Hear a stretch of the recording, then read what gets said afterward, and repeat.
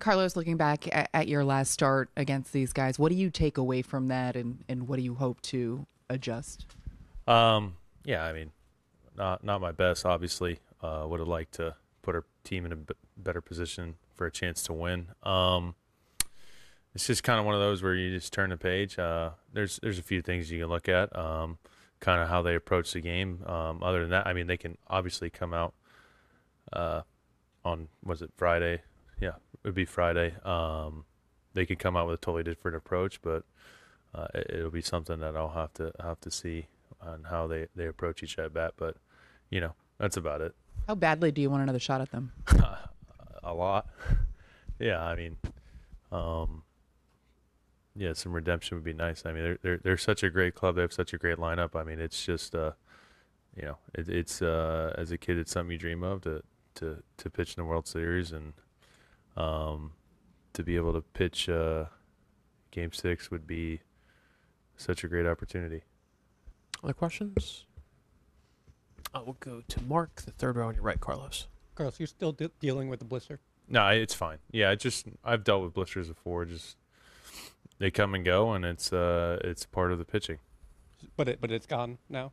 Yeah, I mean it's blisters are here and there. Like I said, they're either there or they're not. I mean, they linger. It's fine, manageable. The second row on your left, Carlos, John. This team talked a lot about resilience all year. Yeah, but you haven't really faced an elimination game until last night when you actually needed to really bounce back. What impressed you the most about the whole night that you saw? Yeah, I mean, it's good to offensively just to see the bats turn on like that. I mean, that's a big statement. Yeah, the first three games if I look at it critically, I mean, we didn't swing the bats super well. Obviously, we didn't pitch well either, or as well as we should have, and we didn't swing the bats as well as we should have. So I thought yesterday was a more complete game for us, more signature for us of how we play baseball, and that's the kind of offense we have. So it's good to see. Up front on your left, Carlos, Chris. Carlos, how much trust do you have in Garrett getting the ball Friday night? Yeah, I mean, I wouldn't trust anyone else. He is Garrett Cole. I was asked this last night. His resume speaks for himself. A future Hall of Famer. So it's going to be a treat to watch tonight. So I'm excited to watch him work. The fourth row on your right, Dave. Carlos, just kind of on those same lines with Garrett, spending so much time with him, aside from the obvious talent, what have you noticed about just mentally and preparation-wise that makes him well-suited for these type of games? Yeah, I mean, I don't know. He's just he's such a special mind. I mean, he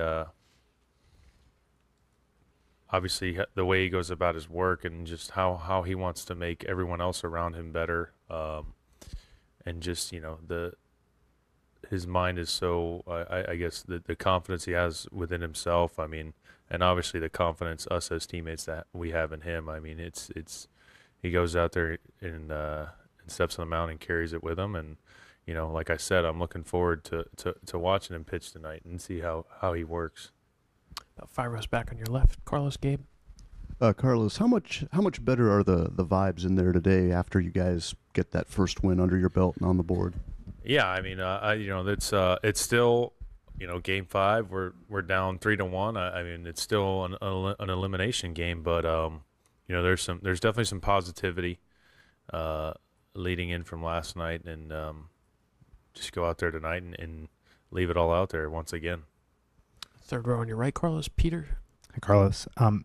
Just from a preparation standpoint, how do you prepare for a start that you don't know for sure is going to happen? Is there anything with the mindset? Yeah, I think you just take it as, we're going to win tonight. And for me, mentally I'm going to take it as we're winning tonight because I have to be prepared for Game 6. So I'm not going to be caught off guard for that. Go one row up to Eric, if you don't mind passing to him. Carlos, I'm sure you've played with some, young, hyped players, yeah. In your career. What stood out to you about Volpe? You obviously were with him last spring training when he was fighting for the starting shortstop job. Yeah. What have you observed with him? Well, I had the pleasure of facing Anthony Volpe, I think, my first live VP last year. I think he hit 2 homers off me back to back. I mean, which I know isn't saying too much. 'Cause I do give up the long ball at times, and I'm not going to lie to myself here. But, both of them were. I think one was on a fastball up, the other was a slider, and I just remember, I was new face last year, and then talking to Booney, I was like, I think this kid needs to be on our team. Like I remember saying that. I don't know if Booney remembers. I'm not saying I'm the one that got him on the team, but like, I thought he was very capable of playing in the big leagues. And then as last year he shows up and he swings the bat well. I'm not sure how many homers he hit some balls hard, and defensively he was a Gold Glove. I mean, that's pretty hard to do in Yankee Stadium, and let alone as a rookie. So I mean, big swing last night from him in a young career. So it's pretty soon to be expected from him, I guess, in those big moments. Hopefully not. That pressure doesn't weigh on him. But I mean, wow, what a moment for him with the grand slam and to put us up 5-2. I mean, so I'm hoping for many more moments for him in the future. But it's been a pleasure. I mean, defensively he's been so great. I know offensively this year it's not been super output, but I mean he's such a great baseball player that he's so dynamic as far as where he can impact the game for us. I think his ability, his baseball knowledge, and his ability on defense, his ability with base running. I mean, he's had an impact on a lot of these games, whether it's stealing bags or defensively making some pretty incredible plays. So, just looking forward to keep watching him grow and become an even better player. Up front on your right, Yeah. Carlos, Ron. You've been on several teams. How does each team develop mental resilience in the face of adversity, and why do you think it develops with some teams and not others? Yeah, that's a good question. I think last night was definitely a moment for us. We've played fairly well this postseason, and we played two other very good, talented teams as well. But we won those series pretty quickly. But they were really good teams. I'm not going to take anything away from the Royals and the Guardians, because they were.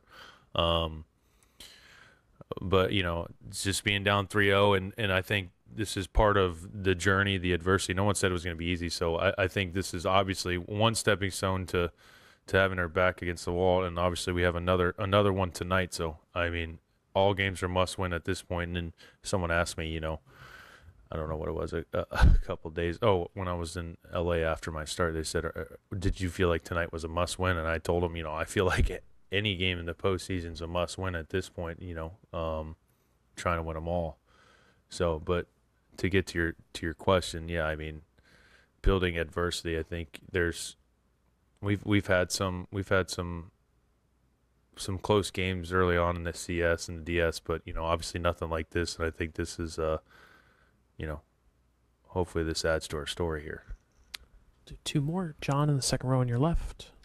The narrative going into the game yesterday was that the Yankees, have to score first, and obviously you guys didn't, but you still won. After the game, Aaron was saying, well, we don't want to believe we have to score first because we might not. But from your perspective as a pitcher, what is the difference between pitching with the lead? I think it's the team with the most runs at the end that usually does well, if you ask me.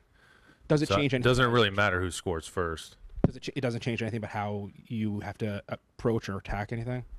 No, I mean, you're going to feel like you're behind, but I mean, like I said, it's pretty simple. Who has more runs at the end of the game, they win. Doesn't matter who scores first, second, third. And I think, I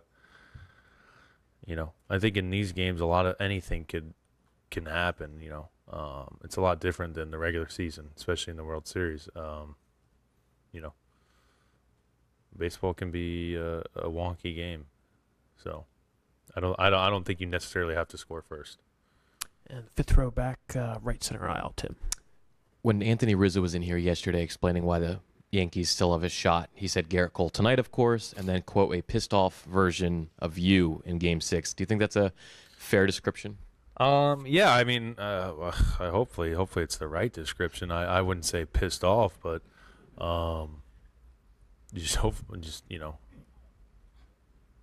I'm trying to word this the right way.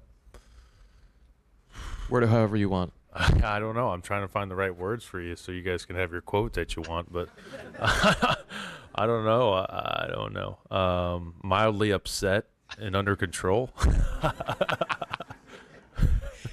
Do you That's find too that wordy. do you find that you pitch well when you're in that sort of headspace? Yeah, I mean, I think there's a happy medium. There's a fine line, you know. I can't be the buddy guy. I can't be, you know, the guy that's super mad. I think there's a I have to kind of ride the fence. I can't go left or right. I think I have to be kind of like I don't know how to put it. I have to be somewhat robotish, but just, you know, internally not happy with the other team, right? All right. Well, we more than mildly appreciate your time, Carlos. Thank you. Thanks, guys. Appreciate it. Thank you. All right.